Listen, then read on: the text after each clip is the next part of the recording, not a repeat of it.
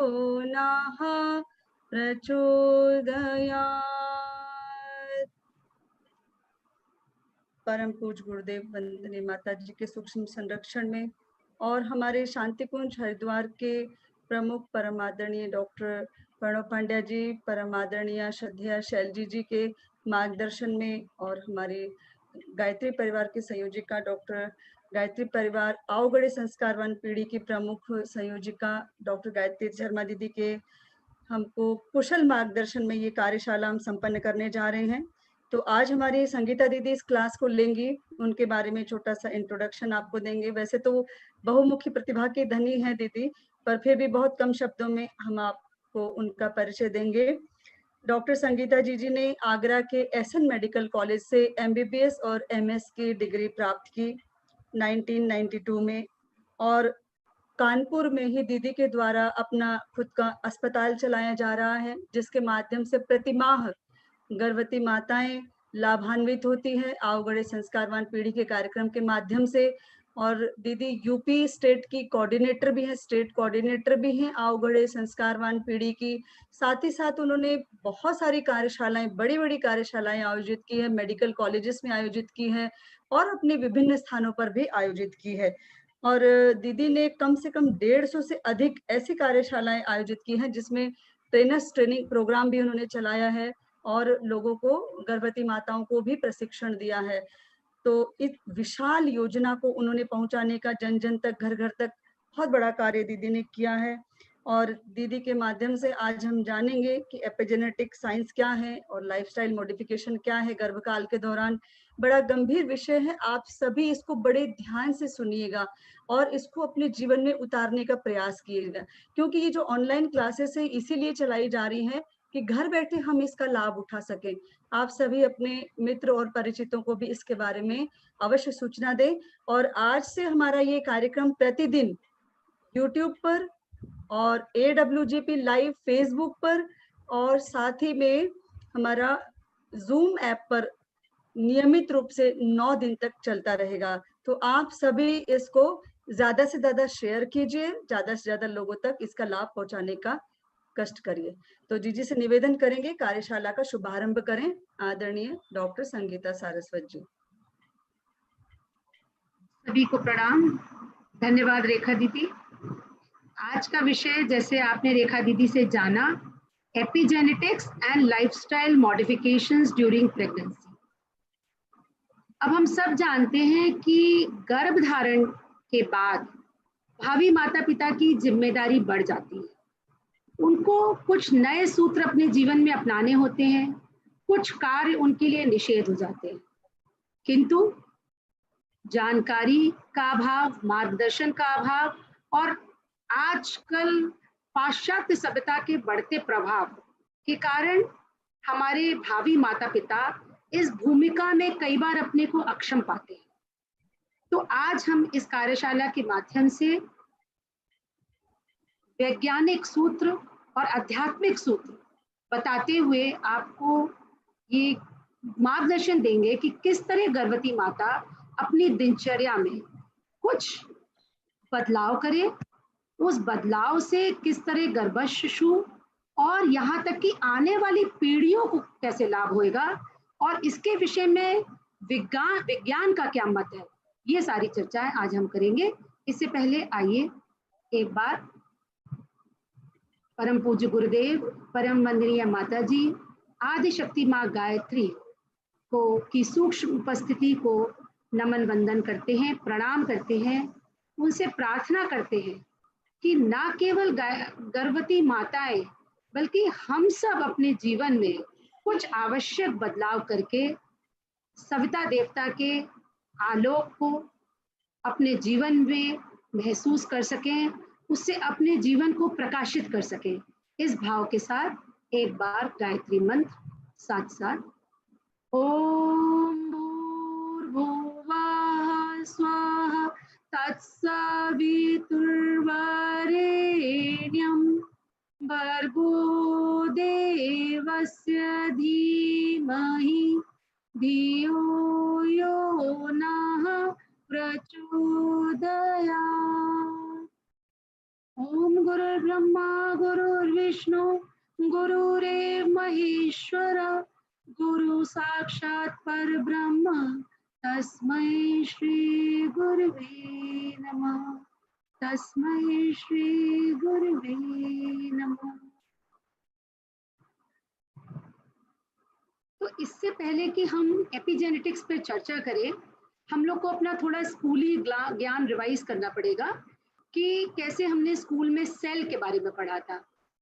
Cell होता है जो कि हमारे पूरे शरीर की इकाई है, हमारा यूनिट है। सेल, हमारी बॉडी जो है वो 50 ट्रिलियन सेल से बनी हुई है, और जो कुछ भी हमारे शरीर में होती हैं गतिविधियां, चाहे एक्सक्रीशन है, रेस्पिरेशन है, रिप्रोडक्शन है, वो सारी गतिविधियां सेल में भी होती हैं। तो एक सेल को हम ये कह सकते हैं यूनिट ऑफ द बॉडी।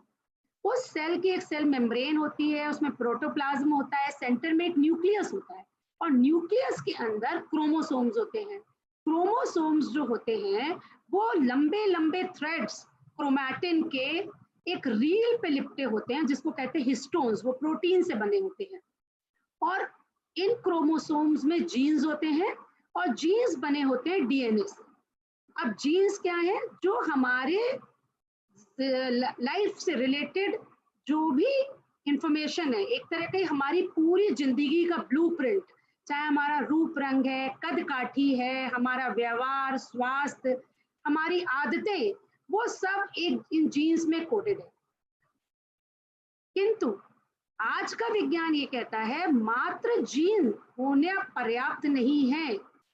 जिस गुण या जिस कैरेक्टर को वो जीन कैरी कर रहा है, जिसका वो संवाहक है, जब तक जीन एक्सप्रेस नहीं होगा वो गुण हमारी पर्सनैलिटी में रिफ्लेक्ट नहीं होगा। तो मात्र जीन का होना पर्याप्त नहीं है, जीन का प्रकटीकरण या जीन का सुसुप्ता में पड़ा होना, जीन एक्सप्रेशन और जीन नॉन एक्सप्रेशन, जीन का ऑन होना और जीन का ऑफ होना, ये ज्यादा इंपॉर्टेंट है। और इस विज्ञान को हम कहते हैं एपिजेनेटिक्स। और इस दौरान, जीन के एक्सप्रेशन के दौरान या जीन के नॉन एक्सप्रेशन के दौरान डीएनए सीक्वेंस में कोई प्रभाव नहीं पड़ता। डीएनए की क्रमबद्धता और अनुक्रम पहले जैसा ही रहता है। तो इसी के कारण शायद एपिजेनेटिक्स का शाब्दिक अर्थ है on top of genetics, genetics के ऊपर का विज्ञान, या वो विज्ञान जो एक्चुअली जीन को कंट्रोल कर रहा है। अब ये जो एपिजेनेटिक्स है, एपिजेनेटिक टैग्स जो हमारे जीन्स को कंट्रोल कर रहे हैं या जीन एक्सप्रेशन नॉन एक्सप्रेशन के लिए रिस्पॉन्सिबल हैं, वो खुद एनवायरमेंटल सिग्नल से प्रभावित होते हैं। ये वातावरण से आने वाले सिग्नल्स सकारात्मक भी होते हैं, नकारात्मक भी। जैसे हमारा आहार, या हम शुद्ध सात्विक आहार लेते हैं या जंक फूड खाते हैं, हमारी जीवन शैली, तनाव का स्तर हमारे जीवन में, वातावरण में वायु का प्रदूषण लेवल, रेडिएशन एक्सपोजर, हमारे आपसी रिश्ते, परिवार में सौहार्दपूर्ण प्रेम पूर्वक वातावरण है या क्लेश युक्त वातावरण है, हमारी आध्यात्मिक सोच, हमारी स्पिरिचुअल प्रैक्टिसेस, आध्यात्मिक पद्धतियां, यहाँ पे इसको धर्म से ना मिक्स करें। Religion and spirituality are two different things. धर्म कलेवर है, स्पिरिचुअलिटी तत्व है। तो आध्यात्मिक व्यक्ति आवश्यक नहीं है कि धर्म पे चलने वाला हो, और हर धार्मिक व्यक्ति आवश्यक नहीं है कि आध्यात्मिक हो।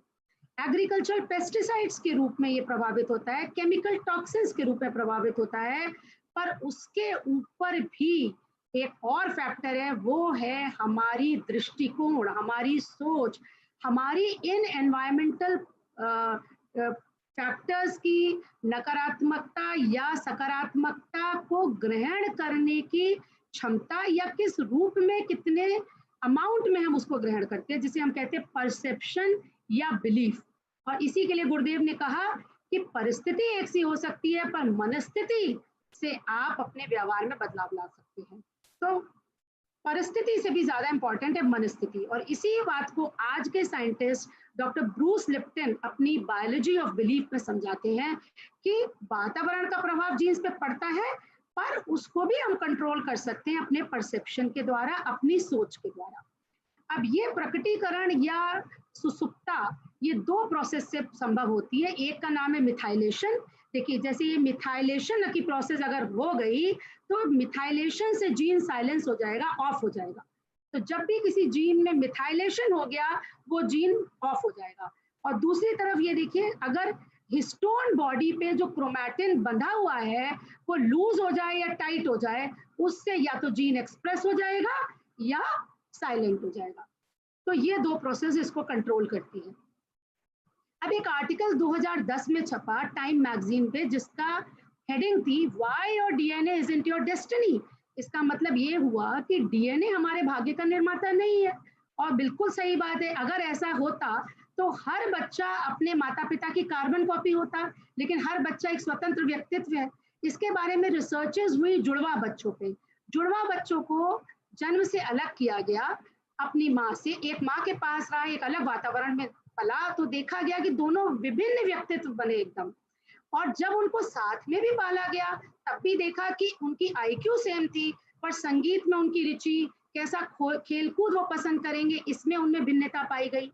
तो इसका मतलब कि प्रत्येक व्यक्ति का डीएनए भले ही सेम हो, जैसे ट्विंस में होता है, जो ट्विंस की स्टडी बता रहे हैं उनका जीनोम सिमिलर है, पर तब भी उनकी सोचने, उनकी एनवायरमेंटल फैक्टर्स को ग्रहण करने की के दृष्टिकोण ने या क्षमता ने उनको अलग व्यक्तित्व बनाया। इसलिए मनुष्य अपने भाग्य का निर्माता स्वयं है। अब इसी आर्टिकल में डॉक्टर लार्स ओलॉफ बाइग्रेन, जो एक रिसर्चर थे, उनकी स्टडी छपी, जिन्होंने ये कहा कि गर्भावस्था में जो माँ का आहार है, जो माँ का तनाव का स्तर है, वो न केवल गर्भस्थ शिशु को प्रभावित करता है, पर आने वाली पीढ़ियों को भी प्रभावित करता है। बच्चों के बच्चे और उनके बच्चों तक में ये प्रभाव देखा गया, मतलब 2 पीढ़ियों तक, 3 पीढ़ियां कहेंगे, एक बच्चा और 2 उसके आगे की जनरेशन, इस पे ये प्रभाव देखा गया। तो अब हमें समझना चाहिए ये हमारा अवगणित संस्कारवान पीढ़ी कितना महत्वपूर्ण है। हर माँ को कितनी सजगता से 9 महीने रहना है, किस तरह से अपने जीवन में बदलाव रखना है, क्या करना है क्या नहीं करना है, ये डूज एंड डोंट्स के प्रति कितनी सजगता उसको रखनी है, जिसका नाम होता है, जिसको हम आज कहते हैं कॉन्शियस प्रेगनेंसी या कॉन्शियस पेरेंटिंग। क्योंकि इससे ना केवल वो संतति का निर्माण कर रही है, सुसंतति का निर्माण कर रही है, बल्कि आने वाली पीढ़ियों का भी निर्माण कर रही है। इसलिए हम कह सकते हैं कि गर्भस्थ शिशु का जो शरीर रूपी कंप्यूटर है, जीनोम केवल उसका हार्डवेयर है और एपिजीनोम उसके जीवन को रीप्रोग्राम करने वाला सॉफ्टवेयर। अगर हम कहें कि ये संसार एक रंगमंच है और हमारा जीवन एक नाटक, तो चूंकि सेल इकाई है, इसलिए समस्त सेल अदाकार और अदाकारा हैं, जिसकी स्क्रिप्ट डीएनए के रूप में है और डायलॉग्स हैं जीन्स के रूप में। लेकिन कंट्रोल किसके हाथ में है? एपिजेनेटिक्स। एपिजेनेटिक्स इस नाटक का डायरेक्टर है, जो कुछ डायलॉग्स बुलवा करके और कुछ को ना बुलवा करके पूरे जीवन रूपी नाटक के प्रेजेंटेशन को, उसके अर्थ को बदल सकता है। यही एपिजेनेटिक्स का विज्ञान है। अब इस विज्ञान को के ऊपर आहार का कितना प्रभाव पड़ता है, ये एक बहुत ही इंपॉर्टेंट स्टडी हुई। एक जीन होता है अगूटी, जो मनुष्य में और चूहों में दोनों में पाया जाता है। जब ये जीन प्रत्यक्ष हो जाता है, मतलब इसका एक्सप्रेशन हो जाता है, तो चूहे जो हैं मोटे होते हैं, हल्के पीले रंग के होते हैं और इनमें कैंसर और डायबिटीज की संभावना अधिक होती है। दूसरी तरफ जब ये जीन सप्रेस हो जाता है, अगूटी जीन, तो वही चूहे साधारण जैसे कत्थई रंग के छोटे छोटे पतले चूहे होते हैं और उनमें बीमारी की संभावना नहीं होती है। अब इन अगूटी माउस को जब साधारण खाना दिया गया, तो उनके अधिकतर बच्चे ऐसे हुए जिसमें ये जीन एक्सप्रेस हुआ, यानी कि हल्के पीले रंग के मोटे चूहे पैदा हुए जिनमें कैंसर और डायबिटीज की संभावना थी।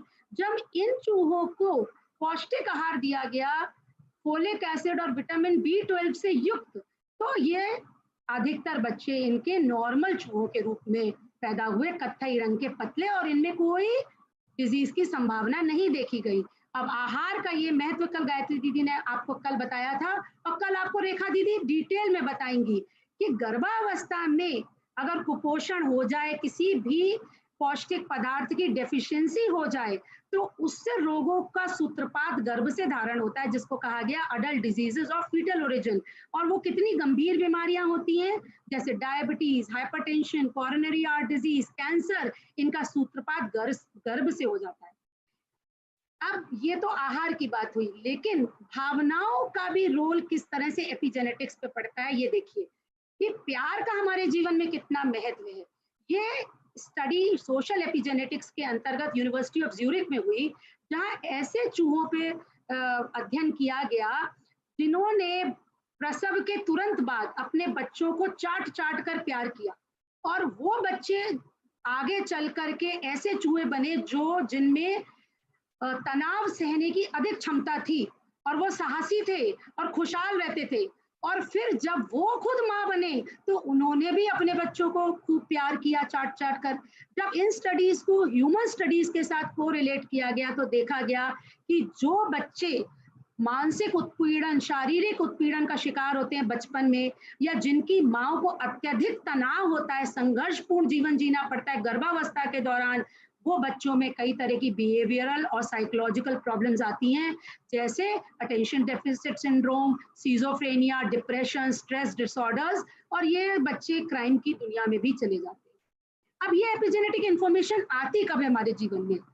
बहुत शुरुआत में, जब गर्भ शिशु मात्र एक कुछ भ्रूण के रूप में कुछ सेल्स का एक लोथड़ा होता है। ये सेल्स अभी तक ये भी नहीं जानते कि कौन सा सेल मसल बनेगा, कौन सा नर्व सेल बनेगा, कौन सा हड्डी का सेल बनेगा, कौन सा सेल स्टमक का सेल बनेगा।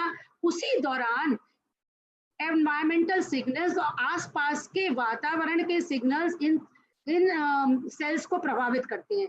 अब ये सेल डिवीजन की और सेल डिफरेंशिएशन की जो प्रक्रिया, ये बहुत जटिल है और इसमें माँ का कोई योगदान नहीं है। ये कोई सूक्ष्म सत्ता चला रही है। आप सोचिए कितनी इंटेलिजेंट प्रोसेस चल रही है, कितना कॉन्शियस प्रोग्राम चल रहा है। ये एम्ब्रियोनिक सेल, कोई सेल मसल का सेल बनेगा, कोई सेल नर्व का सेल बनेगा। अब ये मसल सेल आगे चल के कोई हाथ पैरों की मसल का सेल बनेगा, और कोई हृदय की मसल का सेल बनेगा, कोई आंत की मसल बनेगा, और ये नर्व सेल आगे चल के कोई ब्रेन की मसल, कोई ब्रेन का सेल बनेगा, कोई स्पाइनल कॉर्ड में जाएगा, और कोई पेरिफेरल नर्व्स में जाएगा। और इसमें माँ एक मूक दृष्टा है, वो कुछ नहीं कर सकती, लेकिन वो कॉन्शियसली या सबकॉन्शियसली, यानी कि अचेतन से भी वो जीन सिलेक्शन कर रही है। इस बीच में जीन का सिलेक्शन हो रहा है, gene expression, gene on expression की प्रक्रिया चल रही है। तो जब ये सबकॉन्शियसली हो रहा है तो यहाँ माँ को उनको सिखाना है कि क्यों ना वो इसको सजगता से करे, क्यों अपने वातावरण को ऐसा बनाए कि कोई भी नकारात्मक प्रभाव नेगेटिव एपिजेनेटिक सिग्नल के रूप में अंदर ना जा पाए।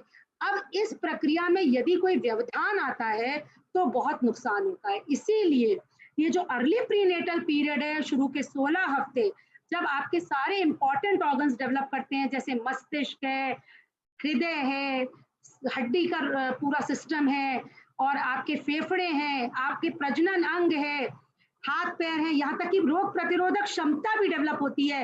इस दौरान अगर सेल डिवीजन या सेल डिफरेंशिएशन की प्रोसेस जो चल रही है, उसमें कोई भी वातावरण का प्रभाव माँ के विचार, माँ की भावनाओं के रूप में, या पारिवारिक संघर्ष के रूप में, या माता पिता का आपसी समन्वय न होने के कारण से, या आहार की अशुद्धि के कारण, बहुत सारे कारण हैं। इन कारणों से अगर आता है तो सोचिए आप इस समय जो ऑर्गेनोजेनेसिस बन रही है, अंग बन रहे हैं, उसमें कितनी गड़बड़ी हो जाए तो बच्चे को कितने गंभीर परिणाम, पूरे बच्चे को क्या, पूरे घर को कितने गंभीर परिणाम भुगतने पड़ेंगे। इसीलिए हम कहते हैं कि इस ज्ञान को हर गर्भवती माँ को गर्भ से 3 महीने पहले धारण करके उसको अपने जीवन में उतारना चाहिए। अब ये देखिए हम कैसे आप रोगों का सूत्रपात किस तरह से होता है। ये प्रोसेस चल रही है डेवलपमेंट की, ऑर्गन्स की, और इस समय सेल डिफरेंशिएशन हो रहा है, सेल्स का स्पेशलाइजेशन हो रहा है। अब इसमें ये प्रभाव आ रहे हैं बाहर के। अगर ये नकारात्मक है, जैसे कि हमारा खान पान, शराब का seven, cigarette smoking, chemical toxins जैसे फर्टिलाइजर्स के रूप में, अत्यधिक तनाव, आपसी पारिवारिक रिश्ते अगर तनावपूर्ण हैं, और संक्रमण, जैसे आजकल कोविड चल रहा है, तो ये जो है संक्रमण किसी भी प्रकार का हो सकता है, जैसे HIV है, वायरल इन्फेक्शन है, बैक्टीरियल इन्फेक्शन है, ये सारे प्रभाव क्या करते हैं, इस डिजीज के जीन को एक्सप्रेस कर देते हैं, इसको अनकवर कर देते हैं, इसको ऑन कर देते हैं, और तब क्या होता है, तब गंभीर बीमारियां उस गर्भस्थ शिशु में आगे चलकर दिखाई देती हैं, जैसे कैंसर है, हार्ट डिजीज है, मोटापा है, डायबिटीज, डिप्रेशन। अब हम इसकी पिक्चर की दूसरी साइड देखते हैं कि जब हमारे वातावरण से आने वाले जो सिग्नल्स हैं वो पॉजिटिव हो जाएं, जैसे सात्विक संतुलित आहार, नियमित योग व्यायाम, जब ध्यान, गर्भ संवाद, गर्भ संगीत, इस तरह का वातावरण जब बच्चे को मिलेगा, तब क्या होगा, तब ये बीमारी का जीन सप्रेस हो जाएगा। यहाँ एक बात और समझनी चाहिए कि बच्चे का अलग से कोई वातावरण नहीं है, बच्चा 9 महीने और बचपन में माँ के वातावरण में ही,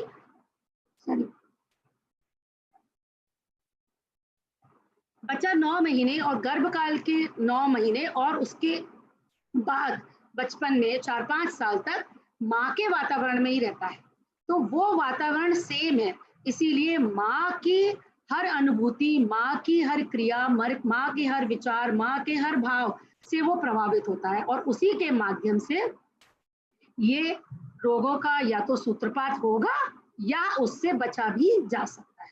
तो आज हम लोग सोल्यूशन पे बात करेंगे। जब हमने देखा कि देखिए ये किस तरह से एपिजेनेटिक सिग्नल्स, चाहे वो ग्रीन वेजिटेबल्स हो या फोलिक एसिड हो, तो ये पॉजिटिव सिग्नल देंगे, या कुछ ड्रग्स हैं या सिगरेट है, ये नकारात्मक प्रभाव देंगे। तो ये न केवल गर्भस्थ शिशु को प्रभावित करेंगे, बस उसके आगे की पीढ़ियों को भी प्रभावित करेंगे, और ये ज्ञान हमारे ऋषियों को था, इसीलिए हिरण्यकश्यप के जीन्स होते हुए भी नारद की गाइडेंस कायाधु माँ को मिली, और उनके घर में प्रहलाद नहीं हुए, भक्त प्रहलाद पैदा हो गए, क्योंकि इस तरह का वातावरण उनको मिला। दूसरी तरफ हमारे ऋषियों ने इस बात को जाना और सुसंतति निर्माण की प्रक्रिया को एक बहुत ही गंभीर विषय समझा, और उसकी जिम्मेदारी से माता पिता को अवगत कराया, इसलिए साधना का नियम डाला। स्वयं योगेश्वर कृष्ण ने 12 वर्ष तप किया, तब प्रद्युम्न को पैदा किया। महर्षि व्यास के 5 पीढ़ियों ने कठोर तप किया, तब वो उस कुल में आए, और रघुकुल की रीत तो आप जानते ही हैं, रघु, दिलीप, अज, स्वयं मनु शत्रुपा जो बाद में कौशल्या दशरथ बने, उन्होंने किस तरह से अपने अनुवांशिक यानी जीन्स की गुणवत्ता को किस तरह से पीढ़ी दर पीढ़ी बढ़ाया, तब उनके घर में निर्विकार ब्रह्म का जन्म हुआ। तो हम यहाँ देखते हैं, या तो जीन्स नेचर यानी वंशानुक्रम, या नर्चर या एनवायरमेंट और वातावरण पृथक रूप से अपने आप में अपूर्ण है। जीन्स यानी कि अनुवंशक्रम और वातावरण, तीसरा हो गया एपिजेनेटिक्स, इसके समन्वय से ही सुसंतति का निर्माण किया जा सकता है। अब इसका निष्कर्ष क्या है कि हम जानते हैं कि गर्भस्थ शिशु वातावरण से आने वाले सिग्नल्स के प्रति बहुत संवेदनशील है, और वो वातावरण से आने वाले फैक्टर्स उसके पूरे जीवन को और आने वाली पीढ़ियों को प्रभावित कर सकते हैं। तो यहाँ हमारा बहुत ही बड़ी जिम्मेदारी एक युग निर्माणी के रूप में बनती है कि किस तरह से हम प्रत्येक गर्भवती माता को सजग करें, उसको आज जो वातावरण में और जो चिंतन में प्रदूषण व्याप्त है उससे उसको बचाएं, उसके प्रति वो सजग रहे, और उसके लिए उसको क्या एक्शन प्लान लेना है उसको हम उससे अवगत कराएं। तो ये एक्शन प्लान दिनचर्या के रूप में भी आपको बताएंगे, लेकिन इससे पहले हमारे ऋषियों ने एक और सॉल्यूशन दिया कि एपिजेनेटिक टैग्स के रूप में जो कुसंस्कार हमारे जीन्स में अपनी छाप छोड़ देते हैं, उसको एक साफ करने का तरीका था संस्कार प्रणाली। तो इसीलिए वो 16 संस्कार की विधा ऋषियों ने शोध से बनाई, और उससे हमारी माताएं लाभ लेती थी।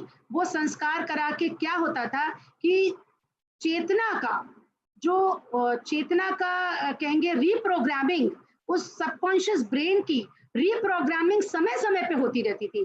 एपिजेनेटिक्स ऐसा नहीं है कि गर्भ में ही प्रभावित करती है, वो पूरे जीवन हमको प्रभावित करती है, लेकिन अधिकतर संस्कार आप देखेंगे बचपन में कराए जाते हैं, क्योंकि इस समय ये ज्यादा आसान है सबकॉन्शियस की क्लीनिंग। जब अचेतन मन सक्रिय है तो अचेतन की सफाई, अचेतन की रिप्रोग्रामिंग बहुत ईजी है। इसीलिए हमारा गर्भ संस्कार का जो उद्देश्य है वो कर्मकांड नहीं है, वो एक शिक्षण है कि कैसे गर्भवती माता और उसके घर वालों को इस बात के लिए अवेयर किया जाए कि गर्भवती माता की दिनचर्या, उसका आहार, उसके विचार, उसकी जीवन शैली, उसका व्यवहार उसके आने वाले शिशु को प्रभावित करेगा। किस तरह से घर का सौहार्दपूर्ण वातावरण, पति का पत्नी के प्रति सम्मान, प्रेम, घर वालों का गर्भवती माता के प्रति दृष्टिकोण उसके न केवल गर्भस्थ शिशु को पर आने वाली पीढ़ियों तक को प्रभावित कर सकता है। और इसीलिए गर्भवती माता ऐसी जीवन शैली को अपनाए जो न केवल उसके शारीरिक स्वास्थ्य को लाभान्वित करे, बल्कि साथ में मानसिक, आध्यात्मिक, सामाजिक स्वास्थ्य को भी उसके पोषण पहुंचाए। और यही डेफिनेशन हमारी WHO देती है कि चारों स्वास्थ्य जब पूर्ण होंगे तभी पूर्णतः व्यक्ति स्वस्थ होगा। अब इस बात को हम अपनी गर्भवती माताओं को, सभी डॉक्टर्स को, आंगनवाड़ी बहनें, आशा बहनें, कार्यकर्ता बहनें, जन जन तक आवगड़े संस्कारवान पीढ़ी के माध्यम से पहुंचाने का प्रयास कर रहे हैं, जिसमें हम गर्भवती माता को ध्यान, जप, आसन, प्राणायाम, स्वस्थ आहार की योजना, स्वाध्याय, गर्भ संगीत, गर्भ संवाद के आध्यात्मिक और वैज्ञानिक लाभों के बारे में अवगत कराते हैं, और जिससे वो आसानी से इसको अपनी दिनचर्या में इसका समावेश कर सके। तो आइए अब समझते हैं गर्भवती माता की आदर्श दिनचर्या क्या होनी चाहिए। अब हमने समझा कि यदि माता पिता चाहते हैं कि उनके घर में एक समुन्नत, प्रतिभावान, संस्कारी संतान आए, तो उनको एक सुव्यवस्थित, नियमित, स्वस्थ दिनचर्या का पालन करना पड़ेगा। ये बात पिछली एपिजेनेटिक साइंस से प्रूव हो गई कि बच्चे का गुण, कर्म, स्वभाव माँ के चरित्र, चिंतन, व्यवहार से ही निर्धारित होता है। तो इसके लिए आवश्यक है कि माँ की दिनचर्या नियमित हो, स्वस्थ हो, क्योंकि अस्त व्यस्त दिनचर्या केवल अनगढ़ मनुष्य ही अस्त व्यस्त दिनचर्या का पालन करते हैं। अगर हमें सुगढ़ पीढ़ी चाहिए, एक सुसंतति का निर्माण करना है, एक भावी पीढ़ी का निर्माण करना है, तो हमें एक व्यवस्थित दिनचर्या का पालन अवश्य करना पड़ेगा। और इसको नियमित करने के लिए आवश्यक है कि इसकी प्लानिंग गर्भ के 3 महीने पूर्व से हो। इसी को हम कहते हैं प्लान्ड कंसेप्शन, क्योंकि उसी के द्वारा कल आपको गायत्री दीदी ने बताया था किस तरह से जो जीनोम्स हैं उसमें वातावरण का, सोच का, व्यवहार का, भाव का प्रभाव पड़ेगा, और किस तरह से शुक्राणु और अंडे की गुणवत्ता बढ़ के एक गुणवान शिशु हमारे घर में आ सकता है। माँ की दिनचर्या प्रातः काल ब्रह्म मुहूर्त में शुरू होनी चाहिए। अगर ऐसा संभव ना हो तो कम से कम माता सूर्योदय से 1 घंटा पहले अवश्य अपनी दिनचर्या का प्रारंभ करें, और प्रारंभ में एक जागरण गीत और आत्मबोध की साधना के साथ अपना दिन शुरू करें। ये जागरण गीत कुछ भी हो सकता है, जैसे राग भैरव में गाया हुआ गायत्री मंत्र, या जो गीत शांति कुंज में बजाया जाता है माता जी की आवाज में, ये शक्ति हमें दो, दया निधे, कर्तव्य मार्ग पर चल जाएं, पर सेवा पर उपकार से निज जीवन सफल बना जाए। तो ये क्या होगा, इससे ये भाव जब बच्चे के मन में जाएगा तो उसके अंदर सद्बुद्धि आएगी, उसके अंदर कर्तव्य बोध होगा, वो ये जानेगा कि उसके जीवन का उद्देश्य परमार्थ है, पर सेवा है। और साथ ही साथ जो एक पर्टिकुलर गीत हम बजाते हैं जगने के समय, उससे बच्चे का सबकॉन्शियस ब्रेन ट्रेन हो जाता है उस गीत के साथ जगने के लिए। इसी तरह से सोने का गीत अलग हो, खाने का गीत अलग हो, समय समय पे अलग अलग गीतों की टाइम टेबल माँ बनाए और उसके साथ बच्चे के सबकॉन्शियस ब्रेन को ट्रेन करे। अब आत्मबोध और तत्बोध की साधना, ये दोनों साधनाओं को गुरुदेव ने आध्यात्मिक संध्याओं की संज्ञा दी है। ये हमें जगने के साथ आत्मबोध और सोने के साथ तत्बोध की साधना आवश्यक है। आत्मबोध अर्थात स्वयं को जानना, अपने बारे में अवेयर होना, कॉन्शियस होना। गुरुदेव ने सूत्र दिया कि हमको संपूर्ण जीवन ऐसे जीना चाहिए, प्रतिदिन का टाइम टेबल बनाए, प्रतिदिन की प्लानिंग करें, प्रत्येक दिन नया जीवन, प्रत्येक रात नई मौत। तो जब माँ संपूर्ण जीवन मानते हुए एक दिन को हर पल का, हर क्षण का सदुपयोग करते हुए पूरे मनोयोग से, पूरी तन्मयता से उसको फॉलो करेगी पूरे दिन, ये मानते हुए कि एक दिन मिला है पूरे अपने संतान के प्रति अपने कर्तव्यों के पालन के लिए, पूरी निष्ठा से उसको पालन करेगी, तो उसको और बच्चे को डेफिनेटली आत्मानुभूति होगी, आत्म उत्कर्ष होगा दोनों का, और उसका लाभ उसको मिलेगा। उसके बाद माँ धरती माता को प्रणाम करते हुए अपना शयन त्यागे, अपना बिस्तर त्यागे, और धरती माँ को प्रणाम करते समय बच्चे से संवाद करे। मेरे प्यारे बच्चे, ये माँ हमारी धरती माता है, इनको प्रणाम करते हैं। ये हमारी सारी भूलों को क्षमा करते हुए, हमारे सारे पापों को सहन करते हुए भी हमें धारण किए हुए हैं। तो हमारा कर्तव्य है कि हम अपने अंतहीन सुखों के लिए इनका शोषण ना करें, बल्कि इनके अस्तित्व की रक्षा के लिए, इनको हरा भरा रखने के लिए वृक्षारोपण करें, और साथ में ये भाव करें कि धरती माता के गुण, धैर्य, सहनशीलता, उर्वरता उसमें आ रहे हैं, उसके माध्यम से उसके संतान में जा रहे हैं। इसके पश्चात माँ गुनगुने पानी का सेवन करे। 2-3 गिलास गुनगुना पानी उकड़ू बैठ करके सीधे पिए। अगर उकड़ू नहीं बैठ सकती है तो बिस्तर पे या कुर्सी पे सीधे बैठ के, यानी कि मेरुदंड को सीधे रखते हुए घूट कर करके पिए। इसका क्या लाभ होगा? इसमें जो रात भर में छोटे छोटे माइक्रोब्स, जीवाणु, कीटाणु हमारे मुंह में एकत्र हो गए, वो पानी के साथ हमारे आंतों में जाते हैं और हमारी रोग प्रतिरोधक क्षमता को विकसित करते हैं। और गर्भावस्था में हमें किसी प्रकार का भी संक्रमण नहीं चाहिए, क्योंकि वो माँ और बच्चे दोनों को नकारात्मक रूप से प्रभावित करेगा। दूसरी बात, पानी पीने के कारण कब्ज की शिकायत नहीं होती है, जो कि एक कॉमन प्रॉब्लम होती है प्रेगनेंसी के दौरान। और साथ में माँ ये ध्यान करे, आचार्य चरक ने 3 गुण बताए जल के, धैर्य, बल और उत्साह। ये तीनों गुणों को माँ धारण कर रही है, और साथ में बच्चे को भी वो गुण ट्रांसफर हो। इसके पश्चात माँ अपनी दैनिक गतिविधियों को शुरू करे, अपने नित्य कर्म को करे, साथ में मधुर संगीत बजाए। अगर वो किसी वाद्य यंत्र को बजाना जानती है तो उसको भी थोड़ी देर बजाए और आनंदित हो। संगीत जो है मन को प्रफुल्लित करता है, प्रसन्नता देता है, नई ऊर्जा देता है, तनाव को कम करता है। वाद्य यंत्र विशेष रूप से इसलिए बजाना लाभदायक होता है कि वाद्य यंत्र से, जो कल आपको श्रद्धा दीदी ने बताया किस तरह से संगीत से न्यूरोनल पाथवेज बढ़ते हैं, वाद्य यंत्र इन न्यूरोनल पाथवेज को बढ़ाने में और मदद करता है। साथ में दोनों ब्रेन्स, लेफ्ट और राइट ब्रेन साइमल्टेनियसली एक्टिव होते हैं, और इन दोनों ब्रेन्स के इंटर न्यूरोनल कनेक्शंस वाद्य यंत्रों को बजाने से बढ़ते हैं। तभी आप देखते हैं कि हमारे हर देवी देवता के पास एक वाद्य यंत्र होता है। शिव जी के पास डमरू, कृष्ण भगवान के पास मुरली, और माँ सरस्वती के पास वीणा। अब उसके पश्चात माँ व्यायाम करें।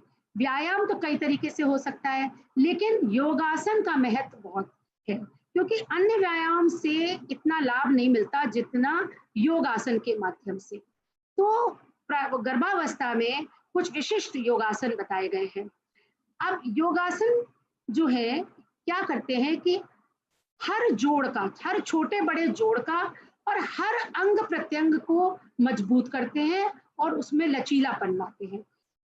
जो हम जिम में जाके एक्सरसाइजेस करते हैं उससे मांसपेशियां हमारी कड़ी हो जाती है, क्योंकि अन्य व्यायाम हमारे स्नायु तंत्र को प्रभावित नहीं करते, जबकि योग आसन हमारी नाड़ियों को, हमारी मांसपेशियों को, हड्डी को, सब में मजबूती भी देते हैं और लचीलापन भी देते हैं। इसलिए गर्भावस्था में एक सेट ऑफ आसन बताए जाते हैं जो आपको अलग क्लास में बताए जाएंगे। इसमें सूक्ष्म व्यायाम है, कुछ खड़े होने वाले आसन है, कुछ बैठने के आसन है और कुछ लेटने के आसन है। विशेष करके 2 आसन गर्भावस्था से पहले, गर्भावस्था के दौरान और गर्भावस्था के बाद हर महिला को करने चाहिए, और वो है तितली आसन और पेल्विक फ्लोर व्यायाम। तितली आसन से प्रजनन अंगों का सर्कुलेशन, रक्त संचार बढ़ता है, तो उससे अगर प्रेगनेंसी से पहले यानी कि कंसेप्शन से पहले यदि करेंगे तो कई बार अनएक्सप्लेन्ड प्रेगनेंसीज में इससे लाभ मिलता है, कंसेप्शन होने में आसानी मिलती है। फिर पेल्विक फ्लोर एक्सरसाइज जो है वो इस तरह से करी जाती है कि गुदा मार्ग और योनि मार्ग को अंदर खींचते हैं, पर इस दौरान सांस की प्रक्रिया सामान्य रहनी चाहिए, सांस आती जाती रहे, और इस प्रक्रिया में जब गुदा मार्ग और योनि मार्ग को अंदर खींचा जाता है, थोड़ी देर संकुचन किया जाता है और उसके बाद छोड़ देते हैं। एक बार में 10 से 12 बार इस प्रक्रिया को करें, और नियमित दिन भर में कई बार खाना बनाते में, टीवी देखते में, बैठे उठते, इसको माँ अगर करती रहती है तो इससे क्या लाभ मिलता है? इससे वेजाइनल और पेरिनियल मसल्स स्ट्रांग होती है। बाकी आसनों से भी क्या हो रहा है लाभ गर्भावस्था में, कि इससे पेट के निचले हिस्से की, रीढ़ के निचले हिस्से की, कमर की, टांगों की, वस्ती प्रदेश यानी कि वेजाइनल और पेरिनियल मसल्स स्ट्रांग होती हैं, और उससे क्या होता है कि गर्भ 9 महीने तक जो गर्भाशय बढ़ रहा है उसको सपोर्ट मिलता है। गर्भाशय के मुख में भी तनाव रहित हो जाता है, गर्भाशय का मुख यानी सर्विक्स, तो प्रसव आराम से शुरू हो जाता है। और प्रसव के दौरान भी ये देखा गया है जो महिलाएं नियमित रूप से योगासन करती हैं उनकी प्रसव में कम तकलीफ होती है, कम समय लगता है। सामान्य प्रसव बहुत ही सहजता से संभव है यदि माँ योगासन करे।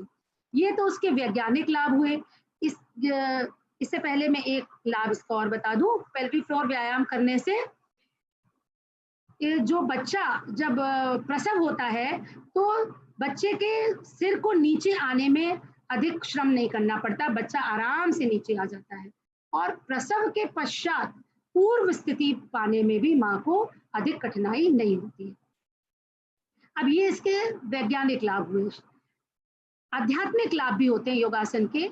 उन आसनों से करने से हमारे जो चक्र है, जैसे स्वादिष्ठान, मणिपूरक, अनाहत, इनको ये जागृत होते हैं चक्र हमारे। साथ में हमारे कुछ मर्म स्थान होते हैं सूक्ष्म शरीर में, जिसपे ना किसी शल्य चिकित्सा की पहुंच है, ना किसी औषधि की।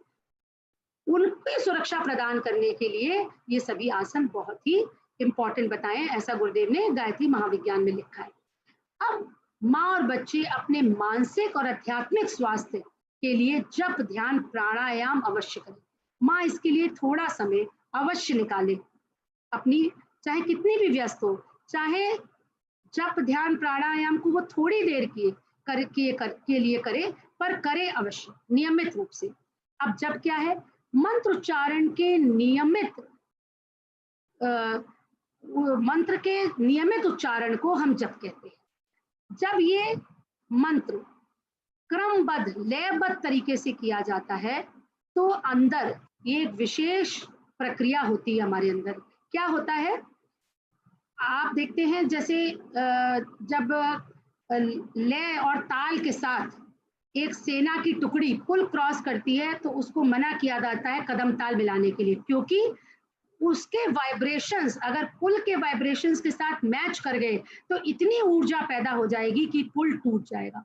इसीलिए भी जब सैनिक टुकड़ी पुल को क्रॉस करती है तो वो लेफ्ट राइट करते हुए नहीं निकलती। अब ये प्रक्रिया, हमारे मंत्र की प्रक्रिया हमारे अंदर किस तरह से प्रभाव पैदा करती है, ये देखिए। जब हम मंत्र का उच्चारण नियमित रूप से करते हैं, एक पर्टिकुलर फ्रीक्वेंसी पे, एक पर्टिकुलर लय के साथ, तो हमारी कंठ, जीभ, तालु, नाड़ियां, उपत्यकाएं, सब में एक विशेष कंपन पैदा होता है और सब एक ही फ्रीक्वेंसी से वाइब्रेट करती हैं। उससे जो ऊर्जा का संचार होता है, उससे ये जो हमारे षट चक्र हैं, जो प्राण तत्व के, प्राण के हमारे केंद्र हैं, बिजली घर हैं, वो पूरी तरह से जागृत हो जाते हैं, चार्ज हो जाते हैं। ये तो हुई अंदर की प्रक्रिया। पर मंत्र की प्रक्रिया दोहरी होती है। ये मंत्र के वाइब्रेशंस जब ब्रह्मांड में जाते हैं तो ये तरंगों के रूप में पूरे ब्रह्मांड का चक्कर लगा करके अपने साथ और अधिक सजातीय शक्तिशाली ऊर्जा को लेकर के, उस सेम फ्रीक्वेंसी की वाइब्रेशंस को लेकर के साधक के पास लौटते हैं। ये फिजिक्स, क्वांटम फिजिक्स का रूल है कि जो भी वाइब्रेशंस होंगी वो वापस मूल उद्गम पर आएंगी। तो ये मंत्र उच्चारण साधक को और अधिक शक्तिशाली और अधिक ऊर्जावान बनाता है। अब गायत्री मंत्र ही क्यों करें? गायत्री मंत्र इतना पावरफुल क्यों है? गायत्री मंत्र को महामंत्र क्यों कहा गया है? वो इसलिए कि ये अनादिकाल से जपा जा रहा है। अनेक ऋषियों ने, अनेक देवताओं ने इसको जपा है, जिसके कारण से ब्रह्मांड में एक वृहद शक्तिपुंज इसका इकट्ठा है। अब जब गायत्री मंत्र किया जाता है तो उसकी तरंगे उस शक्तिपुंज से टकरा करके और अधिक स्ट्रॉन्ग और अधिक पावरफुल होकर के साधक के पास लौटती हैं और कम समय में साधक को अधिक लाभ मिलता है। इसीलिए जो भी माँ जो भी जप कर रही हो वो करती रहे, अपना इष्ट मंत्र जपें, जो भी आपकी पद्धतियों से करें, लेकिन 5 मिनट आप उसमें गायत्री मंत्र को अवश्य जोड़ दें। अब ध्यान और मेडिटेशन आजकल आप जानते हैं बहुत प्रचलन है इसका, पर ध्यान है क्या? ध्यान है अपने अंदर जागने, अपने अंदर देखने की प्रक्रिया, अपने अंदर झांकने की प्रक्रिया का नाम ध्यान है। जब गर्भवती माता ध्यान करती है तभी वो अपने अंदर की संपदाओं को, विभूतियों को, शक्तियों को जागृत करके अपने गर्भ शिशु को लाभ पहुंचा सकती है। अब ये अनेक तरह के ध्यान आजकल प्रचलित हैं, जैसे concentration meditation, mindful meditation, musical meditation. पर गुरुदेव ने विशेष रूप से उदयमान सूर्य का ध्यान बताया है तीनों शरीरों पर। उदयमान सूर्य के प्रकाश का, ईश्वर की चेतना के प्रकाश के रूप में जब हम ध्यान करते हैं तो हमें अभूतपूर्व लाभ होता है। इसे हम जैसे कहते हैं डिवाइन लाइट या व्हाइट लाइट, और इसको हम अपने सूक्ष्म शरीर यानी नाभि, जो कि स्थूल शरीर यानी कि नाभि पर, सूक्ष्म शरीर हृदय के क्षेत्र में, और ब्रह्मरंध्र जो कि कारण शरीर का सेंटर है, उस पर जब हम कंसंट्रेट करते हैं, ध्यान करते हैं, तो हमें कैसे लाभ मिलता है ये समझिए। जब ये प्रकाश स्थूल शरीर में आता है तो माँ को बल मिलता है, उसके अंदर पुरुषार्थ आता है, कर्मठता आती है, कर्तव्यशीलता आती है। जब ये मानसिक क्षेत्र में, विचारों के क्षेत्र में आता है तो पॉजिटिव थिंकिंग आती है, उसके मस्तिष्क पे बोर्ड लग जाएगा, no entry to negative thoughts, केवल वो सकारात्मक ही सोचेगी, निषेधात्मक विचारों के लिए कोई स्थान नहीं रहेगा, ज्ञान योग सदेगा। और जब ये प्रकाश, ये व्हाइट लाइट, ये ईश्वर की चेतना का प्रकाश जब अंतःकरण में आता है तो भावनाएं जागृत हो जाती हैं। तब गर्भवती माँ के अंदर भक्ति आएगी, प्रेम आएगा, करुणा आएगी, सहकारिता आएगी, सहयोग आएगा, और तब वो साधारण नहीं रह जाएगी, तब वो भी सुभद्रा की तरह, माँ जीजाबाई की तरह महान बन जाएगी और वो देवत्व की कक्षा में प्रवेश करेगी। इसीलिए हर गर्भवती माँ को कुछ समय सूर्य का ध्यान अवश्य करना चाहिए, क्योंकि सूर्य साक्षात देवता है जो हमें दिख रहे हैं। अन्य देवी देवता हमें नहीं दिखाई देते, लेकिन सूर्य के ध्यान से, सूर्य के दर्शन से, सूर्य की रोशनी का सेवन करने से बच्चे के अंदर ऊर्जा का संचार होता है, बच्चे के अंदर प्रकाश आएगा, बच्चे के अंदर तेजस्विता आएगी, प्रखरता आएगी, और वो सूर्य जैसा ही यशस्वी और महान बनेगा। अब ये साइंस के हिसाब से, साइंस में बहुत रिसर्चेस हुई हैं मेडिटेशन के ऊपर, उसका हम आपको संक्षिप्त में बताते हैं कि आज बहुत सारी शोध के बाद ये पता चला कि ध्यान से कई मस्तिष्क के कई एरियाज में ग्रे मैटर की वृद्धि होती है। ये MRIs हो चुके हैं, और हम देखते हैं कि किस तरह से ये प्री फ्रंटल कॉर्टेक्स है, यहाँ पर ग्रे मैटर बढ़ जाता है, ये हाइपोथैलेमस है, यहाँ पे ग्रे मैटर बढ़ जाता है। इस जगह ग्रे मैटर बढ़ने से हमारी मानसिक क्षमताओं में वृद्धि होती है, हमारी स्मरण शक्ति, सीखने की शक्ति, निर्णय लेने की शक्ति, ये सब अभूतपूर्व रूप से बढ़ जाती है। दूसरी तरफ हमारा जो नेगेटिव इमोशंस का सेंटर है अमाइगडाला, वो सिकुड़ जाता है, तो इससे भय नहीं लगता, तनाव नहीं होता, हमारी जो उद्विग्नता है, हमारी बेचैनी है, उसमें कमी आती है, हमारे व्यक्तित्व में शांति, स्थिरता, संतुलन आता है। ये पोस्टीरियर सिंगुलेट कॉर्टेक्स है, जिसके सिकुड़ने से हमारी एकाग्रता बढ़ती है, और अन्यथा क्या होता है कि जब हम ध्यान करने बैठेंगे, जब करने बैठेंगे, तो हमारा मन इधर उधर भ्रमण करने लगता है। पर धीरे धीरे जैसे ध्यान सधता है, जैसे ध्यान की आदत पड़ती जाती है, धीरे धीरे ये जब पोस्टीरियर सिंगुलेट कॉर्टेक्स सिकुड़ता है, तो हमारी एकाग्रता बढ़ करके हमारा मस्तिष्क इधर उधर नहीं भागता है, और हमारे ब्रेन में जो इलेक्ट्रिकल एक्टिविटी होती है, उसमें अल्फा वेव्स की प्रधानता आती है, जो हमें तनाव मुक्त करती है। जब हम बहुत सक्रिय काम करते हैं, बहुत तेजी से सोचते हैं, तो ब्रेन में बीटा वेव्स होती हैं। जब हम शांत रहते हैं, ध्यान करते हैं, स्थिर हो जाते हैं, इसमें अल्फा वेव्स की प्रधानता होती है, और जब ब्रेन में अल्फा वेव्स होती हैं, तो ब्रेन की ग्रहणशीलता बढ़ जाती है, और यही विज्ञान है जो आत्मबोध और तत्वबोध की साधना को प्रभावी बनाता है, क्योंकि निद्रा से जगने के बीच में जो थोड़े से पल है, उसमें सबकॉन्शियस ब्रेन एक्टिव होता है, जिसमें अल्फा वेव्स की प्रधानता होती है, और उस समय हम अपने मस्तिष्क को जो भी सजेस्ट करते हैं, जो भी सिखाते हैं, उसकी ग्रहणशीलता बढ़ जाती है। अब प्राणायाम, इसके पश्चात प्राणायाम का महत्व आजकल आप कोविड काल में सुन रहे होंगे। प्राणायाम हर व्यक्ति को करना चाहिए, उससे इम्यूनिटी बढ़ती है, स्ट्रेस कम होती है, ये सब तो लाभ है ही। पर एक्चुअली प्राणायाम है क्या? प्राण जो है एक चैतन्य तत्व है, जैसे कि हमारा शरीर 5 उससे बना हुआ है, जड़ तत्वों से, उसी तरह से 5 चैतन्य तत्व होते हैं। प्राणायाम उनमें से एक चैतन्य तत्व है, जिसको कि धारण करने से हमारी प्राण शक्ति बढ़ती है। इसको ऑक्सीजन से ना कंफ्यूज करें, ऑक्सीजन जो है प्राण वायु है। आप ऐसे समझे कि जब हम चलते फिरते रहते हुए और सांस लेते हैं, तो प्राण वायु के साथ प्राण भी घुल के हमारे शरीर में आता है, पर वो ऐसे ही है जैसे हम सड़क पे टहल रहे हैं। लेकिन जब हम प्राणों में वृद्धि करना चाहते हैं, तो हमें प्राणायाम करना चाहिए, क्योंकि प्राणायाम के माध्यम से प्राण को धारण किया जाता है, और ये धारण किया प्राण जो है हमारे शरीर को फिर नहीं छोड़ता।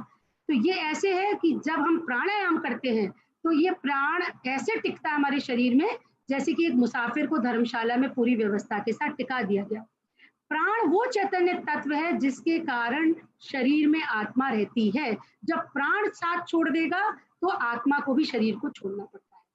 तो प्राण बहुत ही कहना चाहिए, प्राण के बिना जीवन ही नहीं है। तो प्राणायाम एक बहुत ही आवश्यक आध्यात्मिक प्रक्रिया है, जो आत्म उन्नति का साधन बन सकती है। तो गर्भवती माता को ये नियमित करना चाहिए, और प्राणायाम अभी बताए जाएंगे आपको कौन कौन से करने चाहिए, ये इसकी अलग क्लास भी होगी। पर इसमें महत्वपूर्ण ये है कि जब तक क्रिया, भावना और चेतना का समावेश नहीं होगा, तब तक प्राणों की वृद्धि नहीं होगी, तब तक ये एक सिंपल ब्रीदिंग एक्सरसाइज बनकर रह जाएगी।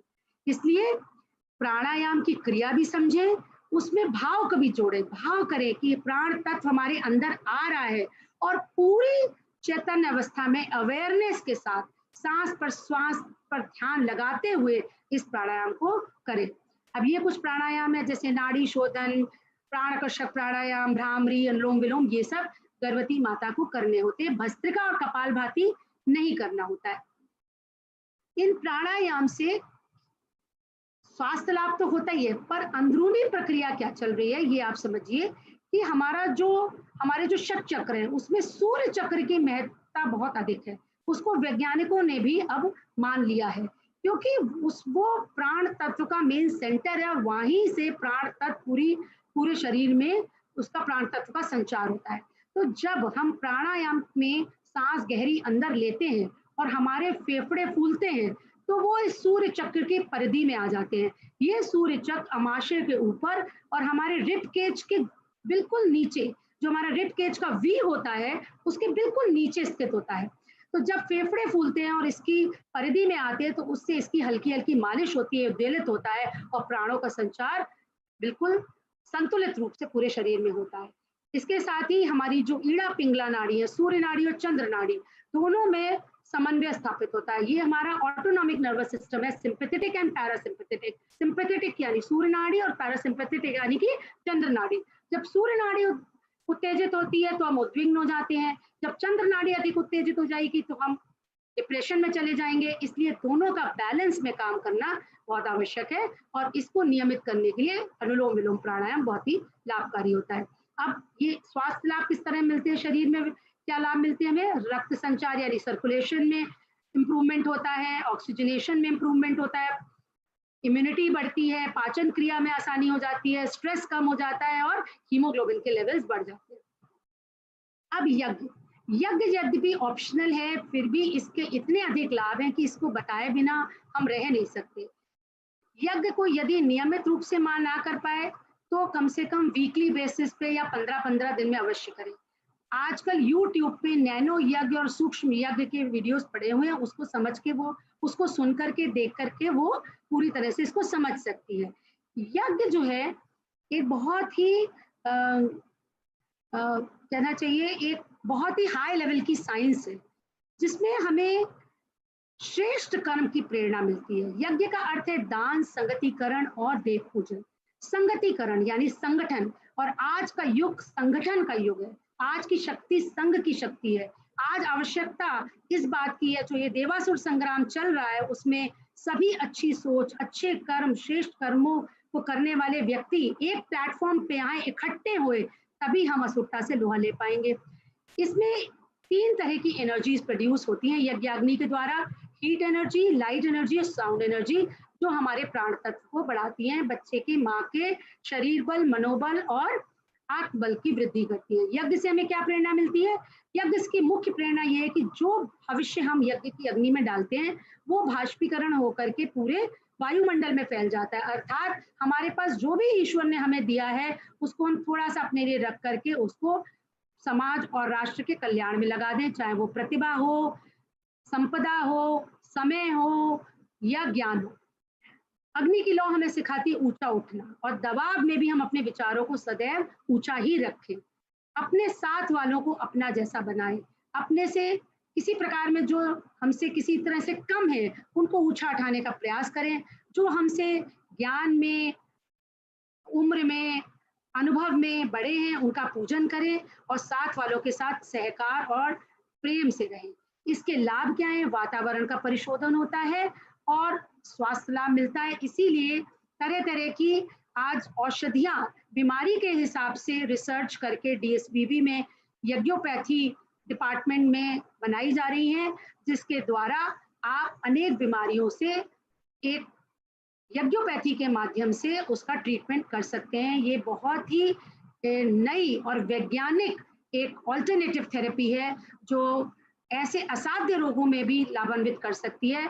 और इसमें यज्ञोपैथी का विशेष प्रभाव मेंटल और न्यूरोलॉजिकल डिसऑर्डर्स में देखा गया है। इसमें हमें मानसिक, भावनात्मक, शारीरिक लाभ तो मिलता ही है, साथ में पारिवारिक और सामाजिक स्वास्थ्य भी साथ में यज्ञ करने से, सहकारिता से, सहयोग से बढ़ता है। अब आता है भोजन।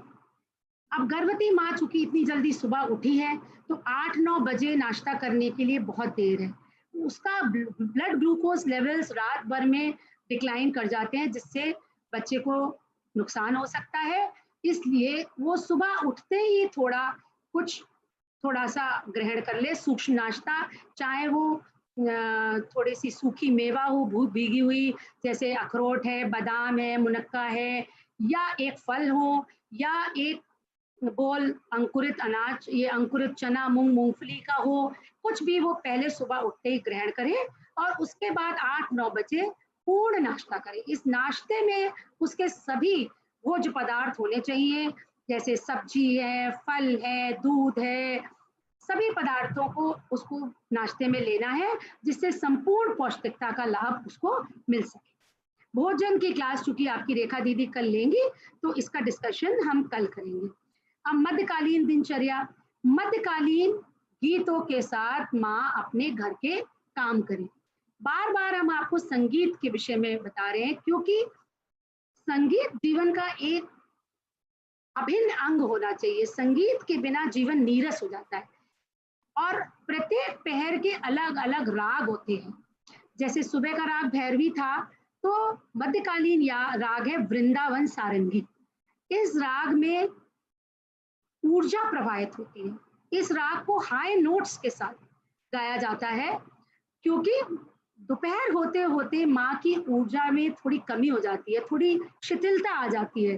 तो इसलिए ऐसे गीत सुन करके, ऊर्जावान गीत सुन करके वो अपने को एनर्जाइज करे, अपने को चार्ज करे और फिर घर के कार्य में लगे।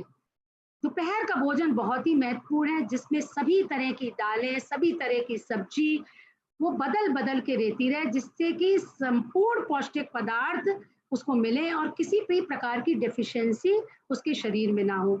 इसको कहा गया है सतरंगी डाइट, यानी कि रेनबो डाइट, जिसमें हर कलर की सब्जी और हर कलर के फल को माँ को अपने भोजन में इंक्लूड करना चाहिए।